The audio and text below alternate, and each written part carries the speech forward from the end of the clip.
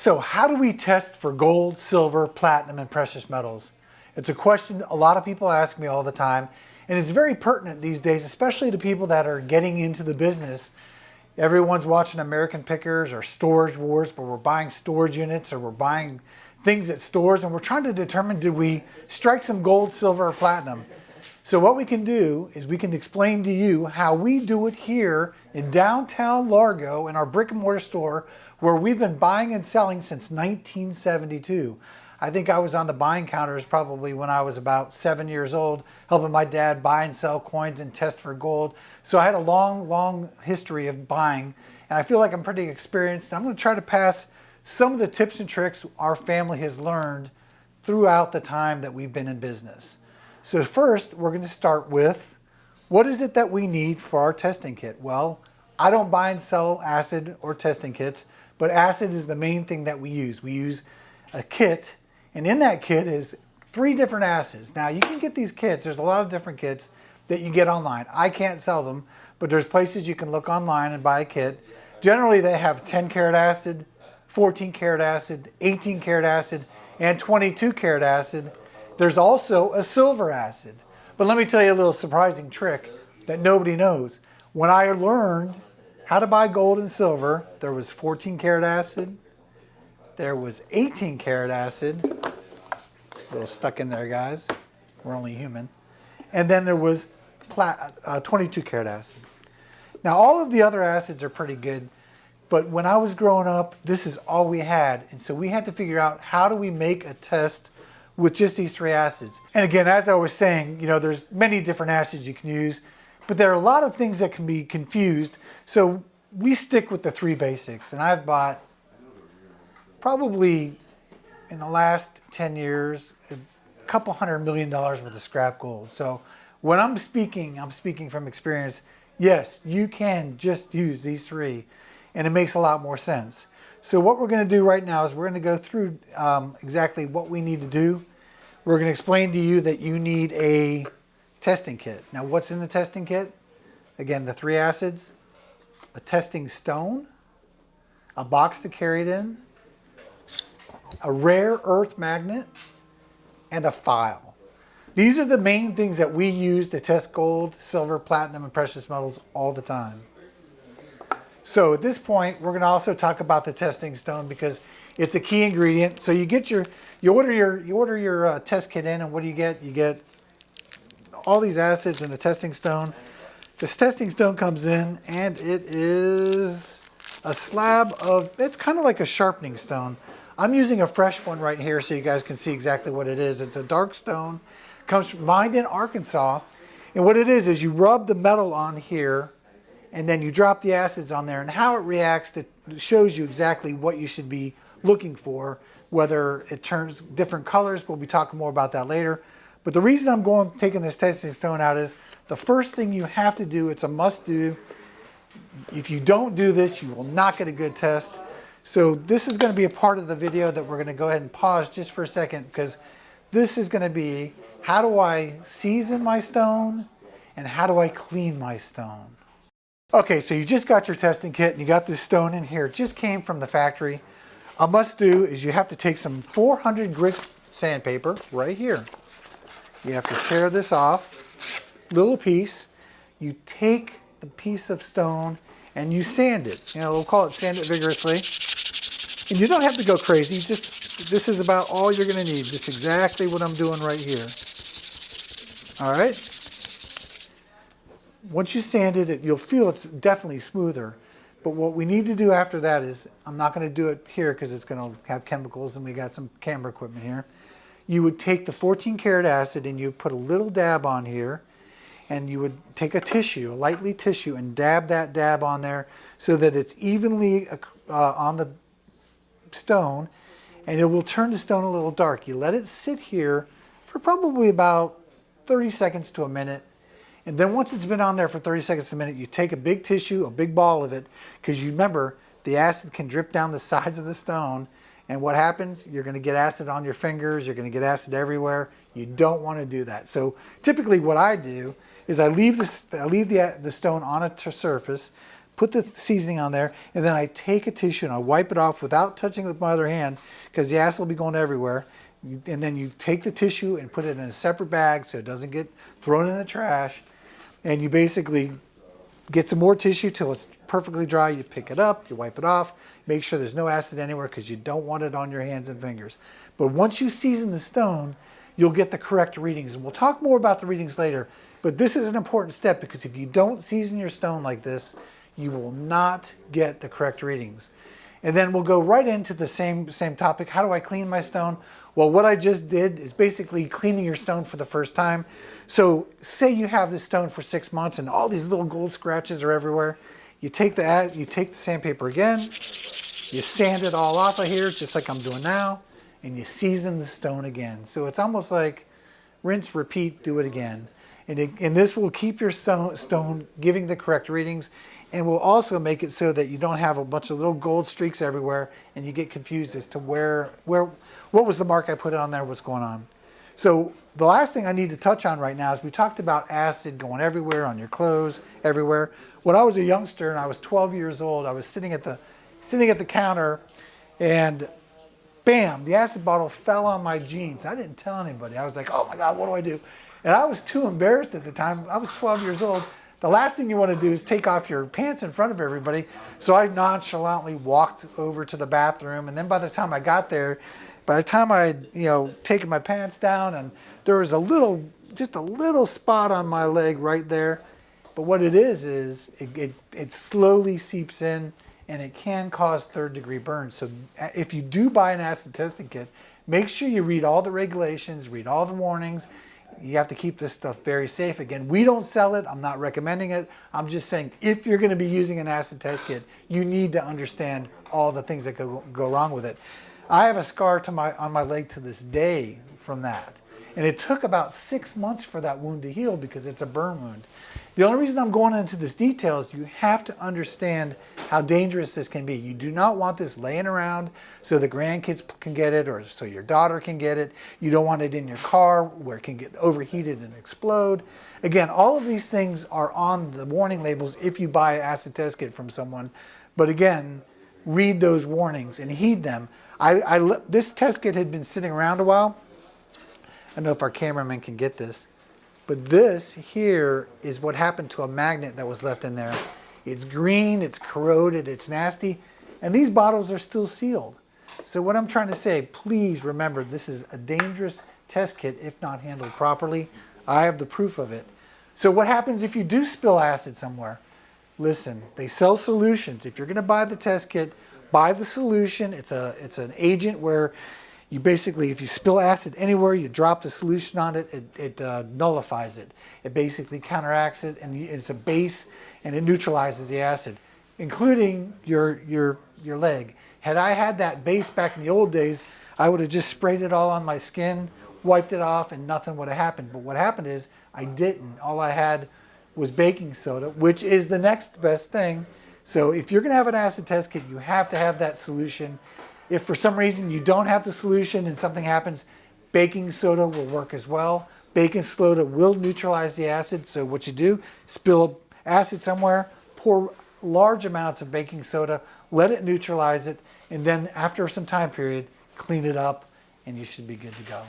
So that explains how to season your stone, clean your stone, how to be very careful, read the instructions that you get from your warnings, and also how to protect yourself if acid does get somewhere. Again, we're going to go on now to testing metals and precious metals. So how do we use this test kit? Well, basically, again, we're going to concentrate on the 3 acids. We're going to concentrate on the 14, 18, and 22.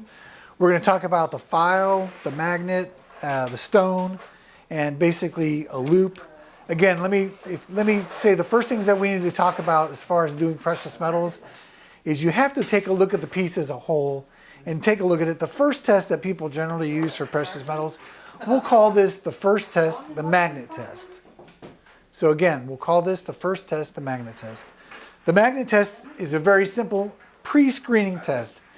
If you have items that you think may or may not be precious metals, you take your magnet, and we don't suggest using a refrigerator magnet or some kind of weak magnet.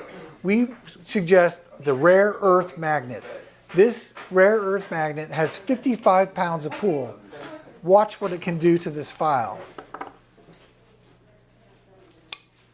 Picks it up, no problem. Matter of fact, you have to pull it off of there. You don't want some weak magnet that's not going to give you a correct test.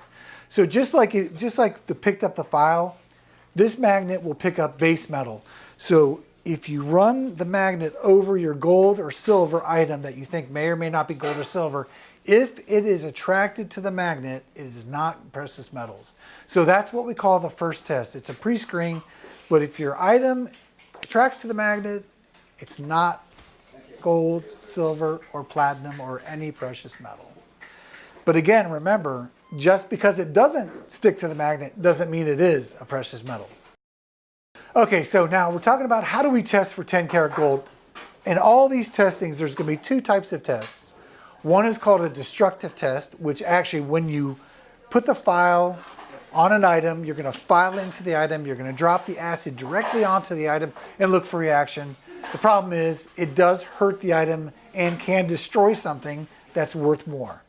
There's also what we call the non-destructive test. This goes back to our stone.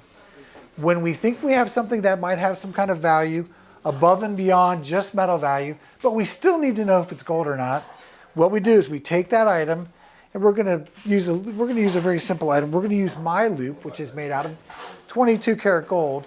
But I'm so confident that this is a non-destructive test, I'm willing to take my loop right now, rub it right onto the stone, and what it does is it leaves that little streak that we're talking about, and it doesn't leave any mark on my loop. So a customer that might say, well, don't touch that, I don't want you to destroy it. Well, you're not destroying it. This is basically a non-destructive test. So after we get the rub on the 10 karat, let's say we have something we think is 10 karat gold, we put it on here, we rub it. Again, we're going to go back to the three types of acids that we have. A lot of people will tell you, use the 10 karat acid, it works, but I'll tell you what, I don't use it. You want to know why? Because 10 karat acid will give a false reading on heavy gold filled. And you don't want to have a false reading. You don't want to buy a big ring that you think is 10 karat gold, then you come to someone like me that really knows how to test it, and I have to give you the bad news, it's not 10 karat, it's gold filled, because the difference between gold and gold filled is 10 or 20 times. So you don't want to make that mistake. So the 14 karat acid's a little stronger. You rub a piece of 10 karat on here. You drop, again, we're camera equipment, so I can't use these acids in here. But if you drop it on here and you drop it on, if it's 10 karat gold, it will turn a light brown color. It will not turn a dark brown color, but you'll see this streak kind of fade a little bit to brown. That means it is 10 karat. A lot of people think, well, if it didn't make it go away, it must be 14 karat. No, if it's 14 karat, again, it'll stay there, but we're talking about 10 karat. So if you put a streak on here and it turns a dark brown color, it is 10 karat. Now let's say you have a heavy piece of jewelry that you're really not sure what it is, but my gosh, if you buy it and it's gold filled, it could be a $1,000, $2,000 mistake. Unfortunately, you're going to have to do a destructive test. Even on my loop, there's hot magnet again. Even on my loop, like just say, you can find a place, even on my loop, this is my very expensive gold loop, but I could find a little flat spot on here. I could file it just like I'm literally filing my loop right in front of you. There it is. That would take off just that little pressure. You'll see a little blank spot here. I did file it, but you can always buff it back out, and I will buff my loop back out. But again, you drop the 14 karat acid neatly on there, watching your fingers because, again, you got to be careful. And basically, if it turns it dark brown on here, again, it's going to be 10 karat gold. If it turns it no color, it's 14. But again, talking about 10 karat gold, if it bubbles green, if it bubbles any color, any kind of bubbling, it's probably not gold 95% of the time. So now we're going to go ahead and switch to how do we test for 14 karat. So how do we test for 14 karat? Again, the test for 14 karat is very similar to all the tests that we do for 10, 14, 18, and platinum, but you're looking for different results. So what we do, if we're looking for a non-destructive test, again, a non-destructive test is when you don't want to destroy a piece of jewelry because someone thinks it's worth a lot of money, You take your item, just like I'm taking my loop for 14 karat. I did this for the 10, but we'll do it again every step of the way. You rub the loop on here. You look here, you can't even see a spot, but this stone is harder than metal. So that's why they call it a streak stone. It actually leaves a streak of the metal on here. I take my 14 karat acid, I put it on here, and if it doesn't do anything, if it just stays exactly the way it is, no change, that means it's 14 karat. If it turns brown, that's 10 karat. If it goes away all the way, it's not anything. So again, for a 14 karat test, we're looking for a basically no change on your streak stone. Now let's just say, again, I always tell my people here, if you can lose $500 or more on a deal, and your budget may not be the same, your budget might be 50 or 100, but here, if I tell my people, if I can lose $500 a deal on a mistake you're making, I want you to file into the piece ever so slightly. And just like I did for the 10 karat, you can, even this loop here that costs a lot of money, there's a place you can find on just about any piece of jewelry.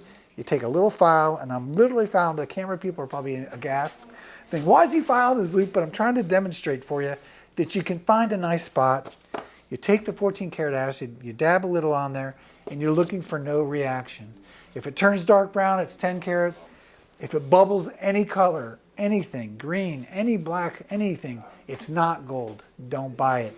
But again, to dealers, there's a lot of people out there laying people away by extra coating items, especially when it comes to 14 karat and 10 karat. So if you're a dealer out there and you're thinking, hey, I got this piece, and it can cost you $500 more, you better be filing into this, because I've had so many dealers literally turn white in front of me, almost look like they're going to faint, because all of a sudden they spent thousands of dollars on something that I just took a little file, dropped it on there and said, it's bubbling green, it's not real.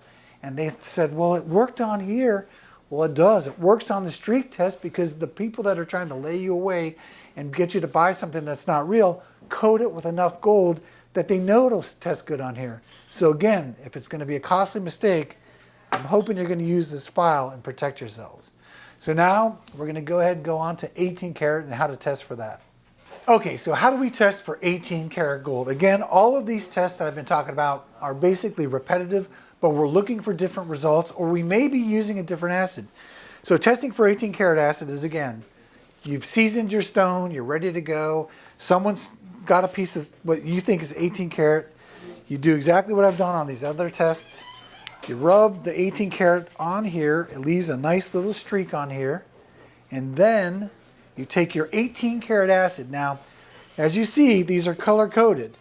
Green is 14 karat, whatever color code you have, but remember what it is. Green is 14 karat in my test kit, red top is 18 karat, blue top is 22 karat. So it's a good idea, here's a little tip, don't take a bunch of tops off and then accidentally put the wrong top on, because you're going to get a bad reading, and then you're going to read the side of your bottle and say, oh my gosh, that thing tested for 18 karat and I used the wrong acid. So always keep your color coded tops on the right ones. So for this one, we're going to drop the 18 karat acid directly onto the streak. So with 18 karat gold, if it's 18 karat gold, you will see no change. What that means is, if when you apply it, there's no change, you can be assured it's 18 karat gold, and that's the non-destructive test. Again, that's if someone has a Cartier ring or a Tiffany ring or something they don't want destroyed, go ahead and give it the acid test and just double check. If perchance there's a lot of Asian gold that's marked 18 karat and it's 16 karat or 14 karat, so if you drop the acid on that streak of a piece that even South American 18 karat gold, and it looks like a hand stamp, and it slowly disappears, very slowly, like all of a sudden it turns a little dark, a little dark, a little dark, chances are it's 16 karat gold. But don't buy it for 18 karat. I personally, when that happens, there's no real test for 16 karat. So if it doesn't hold up to the 18, I purchase it for 14. So basically, that is the non-destructive test. What is the destructive test? Again, I tell people all the time, if you're buying a piece of jewelry that can cost you over $500, maybe your budget's smaller, but if it can cost over $500, I tell my people, scratch into it. Again, third time I'm scratching my loop. We're going to file the loop ever on the sides, And if you're watching this video, this is the third time I filed it, but you can find a spot like this on just about any piece. Then drop the 18 karat directly on there. You're looking for no reaction. If it bubbles up in any manner, chances are it's not gold. If it turns dark, chances are it's not, probably maybe 14 karat, but I don't test that way. On 18 karat, what I do is if I file it and I drop the 14 karat acid on there and there's no change, then I know it's at least 14 karat. Then what I do is I take the same exact spot where I filed it, I rub it on here, gives a loud noise sometimes. Then I drop the 18 karat acid on there, and then I'm looking for no change. That means I've tested it on the piece with the 14, found out it's solid gold, not plated. Then I've rubbed where I tested it on here, used the 18 karat acid, no change, means it's 18 karat gold. If it fades away and it had no reaction, 14 karat. If it turns dark when it's on here directly, it's 10 karat. But again, what we're looking for is no change with the 18 karat acid. So what I'd like to talk about next is, what are some of the things that are waiting and laying in wait out there for professionals or for someone that's going through the picking process? So now we're going to talk about a few pitfalls that you can run across with all of the metals. Okay, so what are some of the pitfalls that I see regularly? And what I mean by pitfalls, what are these things that can come in across your counters, or that you can buy at a garage sale or buy at an auction, that can cost you money because you think it's gold, it looks like gold, and chances are it was made to look like gold. Well, one of the oldest things in the book, biggest tricks that I've seen all the way back in 1950s and 40s actually, in Italy, after the war, Europe was kind of poor. They would take these gold-filled bracelets, they would put a heap of extra gold plating on them, and then they would take them to the GIs and they'd say, hey, buy this for your honey, buy this for your wife, buy this for your mom. And they'd look at it and they'd pick it up and think, man, this looks like it's real. And they'd give the guy, a couple $100 at the time, which the thing was probably still worth $1,000 at the time. And they'd send it home, and grandma would wear it, mom would wear it, then mom would turn into grandma, or mom would turn into, somebody that just wanted to sell it. So then they come to us. This is all the way back 25, 30 years ago. And we would take a look at it, and we would look at these heavy bracelets, and they were made to deceive. All you have to do with these things, and there's a lot of them, they say 18 karat Italy, heavy gold bracelets, you have to file them. You have to file anything that's going to cost you $500, maybe your budget's $100. You have to file into them because there's a lot of them out there.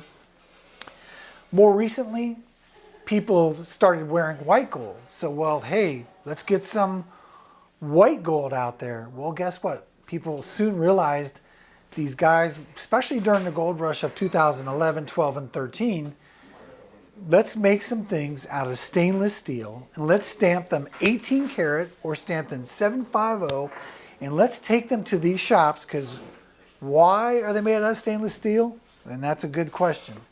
Because stainless steel, when you rub it on here and you put the 18 karat acid on there, will not react. So what does that mean?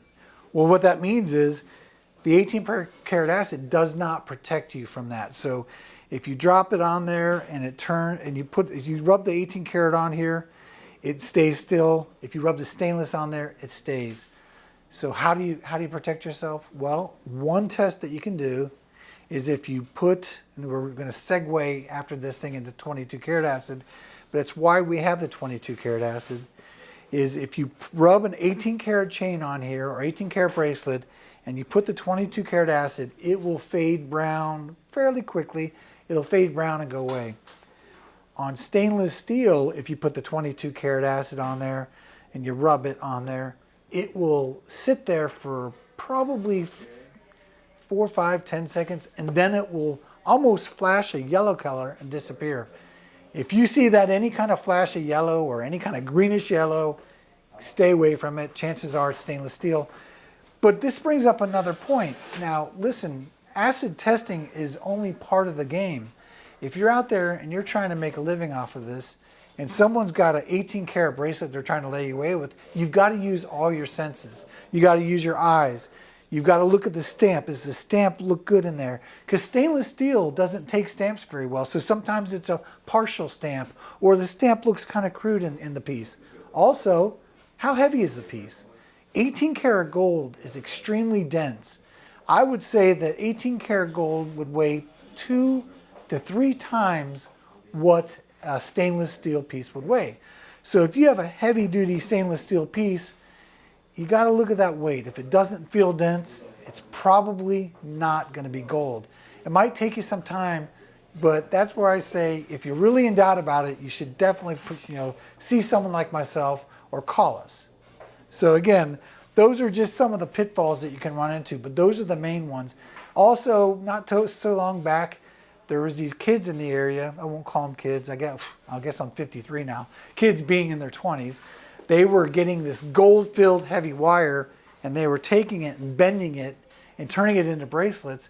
And then you went on your stone, you rubbed it, and guess what? It tested perfectly again. But these things were costing people $300 to $500. So my best bet is you have to look at these things. Taking a look at it, you look at it and you think, this thing doesn't weigh like it should. It should be denser.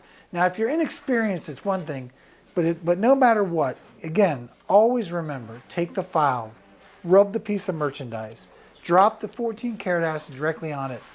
If you drop the 14 karat acid on anything that's not a precious metal, whether you're testing for silver, gold, or whatever, it will bubble green, it will bubble black, it will bubble something.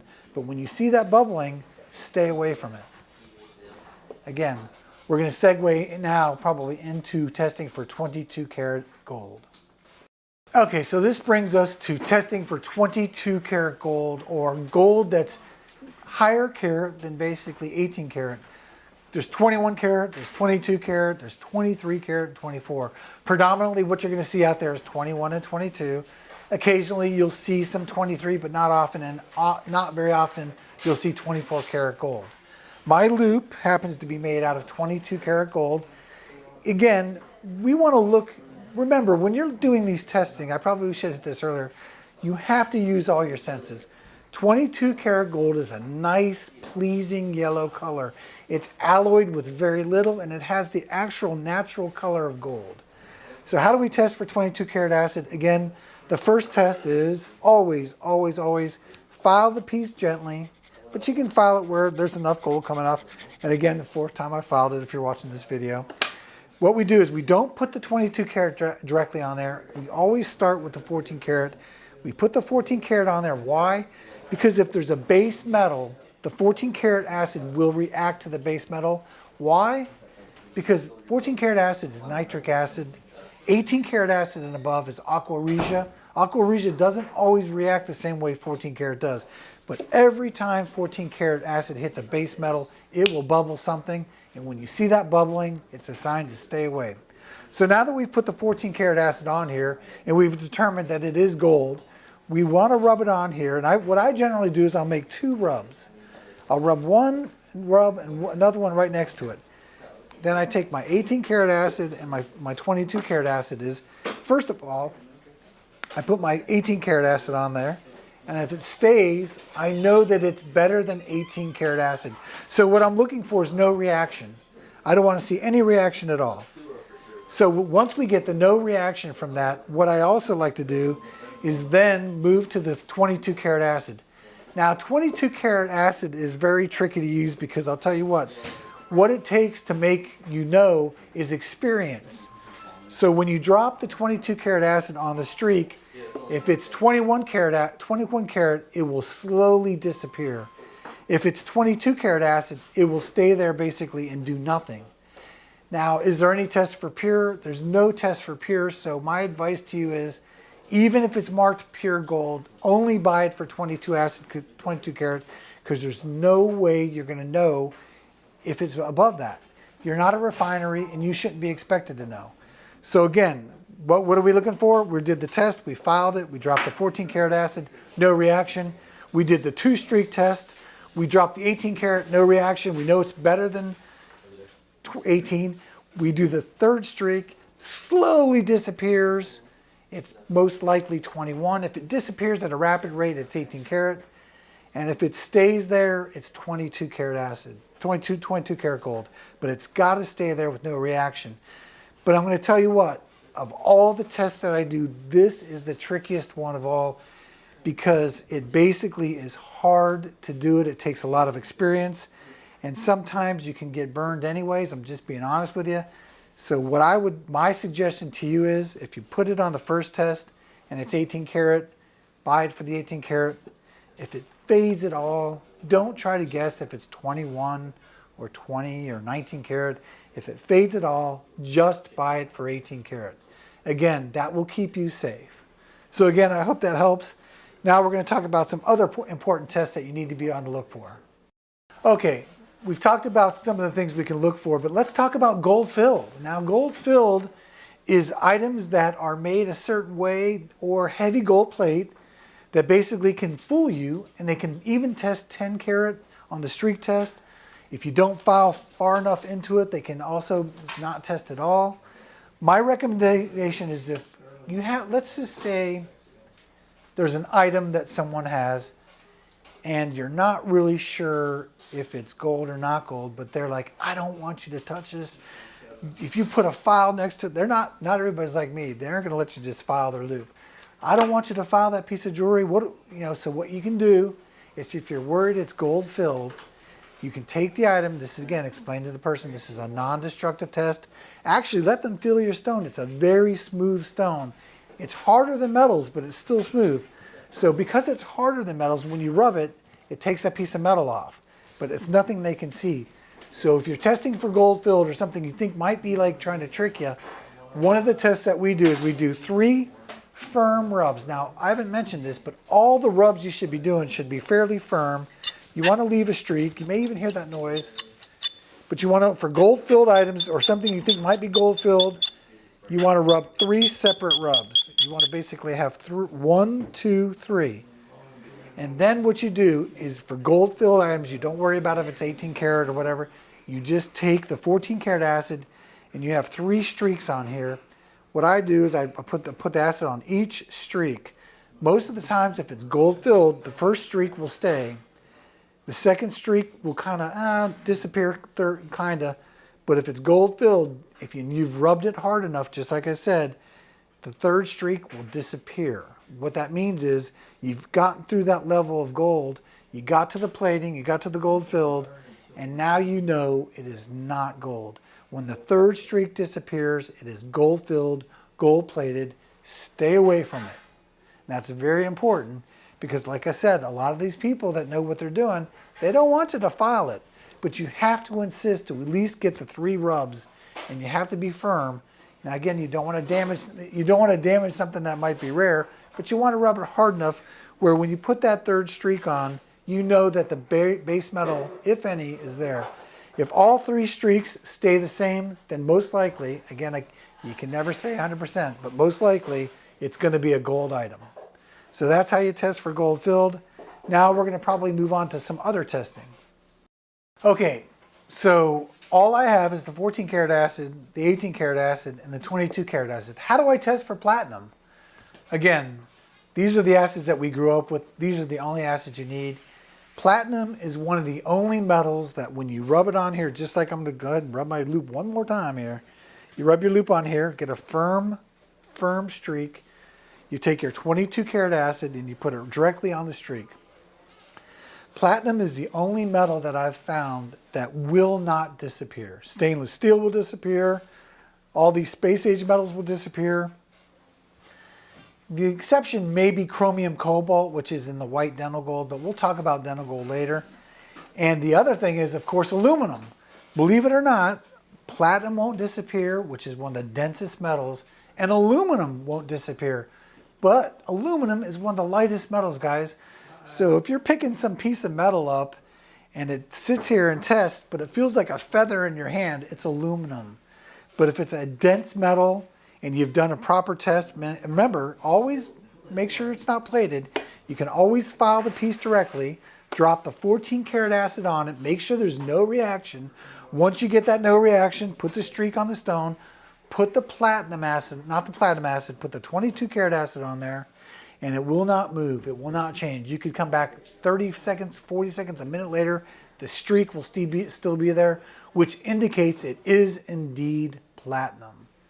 So that's again how we test for platinum. We're going to go ahead and go on and talk about how do we test for other things right now. So how do we test for palladium? Palladium, in history of all metals, has been about a third of the price of gold, maybe a fourth or fifth of the price of platinum. But right now, palladium is more expensive than gold or platinum. Why? I don't know. But let's talk about testing it. Basically, when you have palladium, you basically rub it on the stone here. You use the 18 karat acid. You drop the 18 karat acid directly on the streak. So basically, if it is palladium, it will turn a, I'd say, yellowish green color. That's what my chart says. It's basically a whitish yellowish green color. And it's very pronounced. You'll see a definite change. It will leave a streak on the stone. So again, this test is really not very important because most palladium that you're going to buy is in coin form. Palladium was used the only time I know of palladium being used in this country for jewelry was during World War II. And that's because there was a shortage on platinum. It was being used as a strategic metal. So they used palladium instead of platinum and gold. And so there's very little of that jewelry that exists. So again, this is a very inconsequential test. But again, if you have any questions, you can always call the experts. And you probably will need to on palladium. We'll move on to testing something else. Let's talk about testing for dental gold. Now, what is dental gold? Well, I've got some dental gold in my teeth. When I went to the dentist and I had to get a cap put on, they were all set to put porcelain crowns on, and I thought, I don't want porcelain, I want gold. So I actually had gold. So there's gold in their teeth in there right now. So, but what that means is a lot of times people, either for several different reasons, they have a crown removed or a piece of dental removed, and they get the gold back, and they want to sell it. So they basically, or they save it because they don't know what to do with it. Sometimes that's when you can run across it in a storage unit or at a sale at the flea market. But what do we do? How do we test for it? Dental gold is made up of all kinds of different things. Silver, palladium, space age metals I don't even know the names of, and gold. Most yellow dental gold is 16 karat gold on the average. You will get some dental gold that might be 18 karat, but rarely is it pure. But it does look pure, it does look higher carat. When you test it, again, dental gold is very much the same test. You take the tooth, you file the tooth a little bit, drop the 14 karat acid, no reaction. You know it's at least 14 karat. You take it, you rub it on the stone here if it's yellow, and you drop the 18 karat acid. Most of the times it will stay. Why is that? Because these space age metals don't disappear. These other metals don't react the same way. So it looks like it's 18 karat, but I can assure you on the average it is 16 karat gold. Now, what are some of the pitfalls with dental gold? White dental gold. White dental gold is usually not dental gold. A lot of times people have these big bridges and they pull them out and there's teeth in them. They're very stiff, but they're a shiny white metal. You can't barely bend them at all. Remember, gold is very malleable. So if you have a big piece of gold, you might be able to bend it a little bit. But when you have a piece of white dental gold, it's shiny and you can't bend it. It's called chromium cobalt, not worth anything. Just to let you know, I sent in a box of bridges. I got them from a dentist that had been in business. Sent them to my refinery. They're like, what the heck is this crap? They refined it. There's nothing in it worth anything. So it isn't even worth anything. The other thing is, well, what if you have a piece of white dental gold? Sometimes you have white dental gold and you test it. It kind of tests, kind of doesn't. But you feel it and it's kind of heavy. You think there might be something in there. It's probably palladium, silver, gold. We buy it for, maybe a third of what we would pay for the normal dental gold. So if you're a professional out there and you want to take a chance because there's no guarantees and you got a piece of white dental gold, buy it for a third of what you would normally pay and you might make money, might not. So that's why I always recommend stay away from white dental gold or again, send it to the experts. We can tell you. So that's how we test for dental gold and that's some of the things to look for. All right, we've talked a lot about testing metals, testing different things. Let's talk about some of the things you might expect to see clearing out a garage sale, clearing out a storage unit, at an auction. Let's talk about unstamped silver jewelry. Again, most silver jewelry is stamped. A couple of instances where it might not be stamped is Native American jewelry, turquoise with the coral and handmade from out in the Southwest. Most of that's not marked sterling. Most of that is just silver, but the American Indians decided, we're not going to stamp this.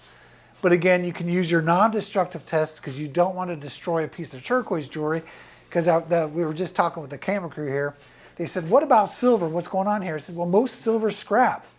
But Native American jewelry does sell for a premium. So you would probably take a look at it, maybe file it lightly. If it doesn't react, maybe use the test. Make sure it does the nice bluish white color on there. And that is something that could be not marked, that is still worth something.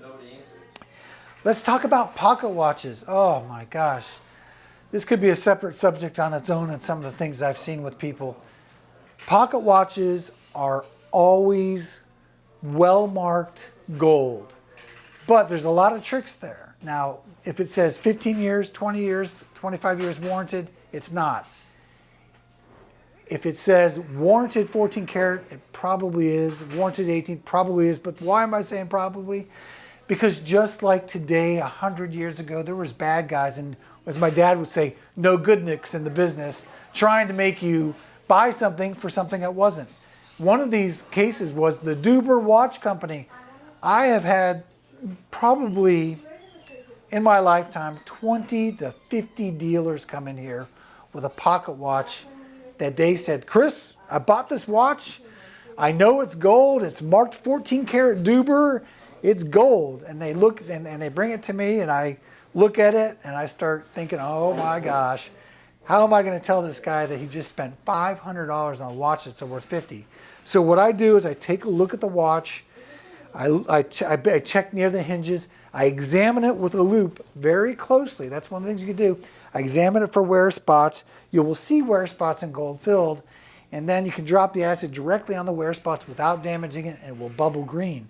Now, what if it's in really great shape?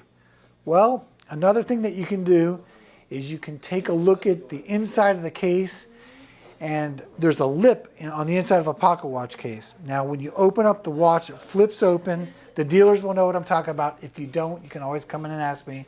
You open the watch, it flips open. You drop the acid between the lip of the watch and the back of the case, and I guarantee you, if it's not gold, there's a solder spot in there. It will start bubbling green. And what is the rule?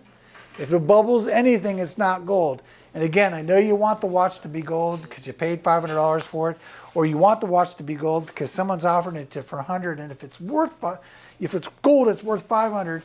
But that's what happens. The 90% of the time that we run into the problems here is when someone brings something in and we think, oh, we're getting a good deal on this, and we don't take our time with it. We don't do all of our tests. We don't do our due diligence, and we get caught. Another thing that you can get caught with is a lot of these things that are coming in from China. I have separate videos on these. There's lots of fake Chinese coins coming in. Again, that's a different video I think I've already done.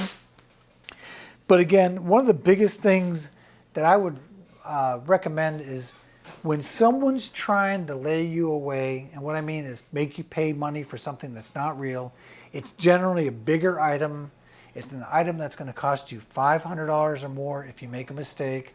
So anytime you have a big, heavy item, anytime that you're going to lose whatever you're not comfortable losing in your budget. For me, it's $500.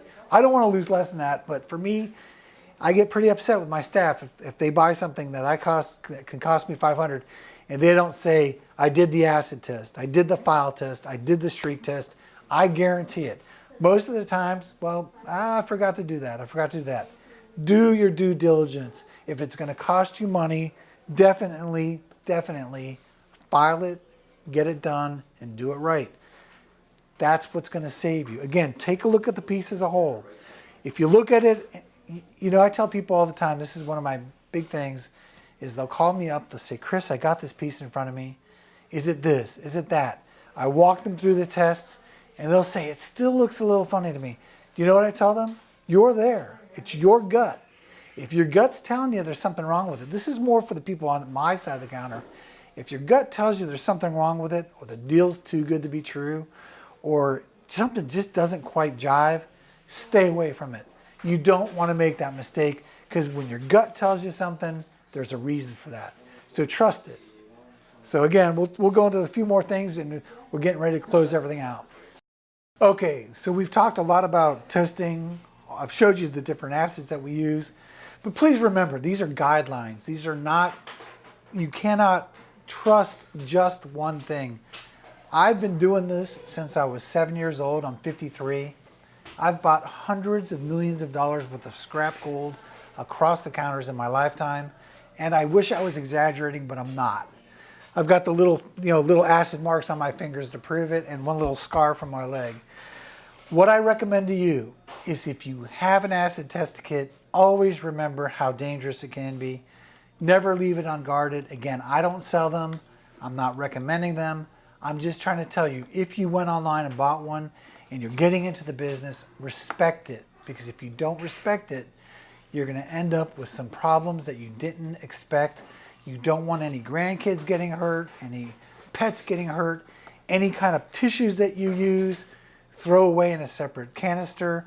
Never dispose of this into the trash. You have to take it to a chemical drop-off spot.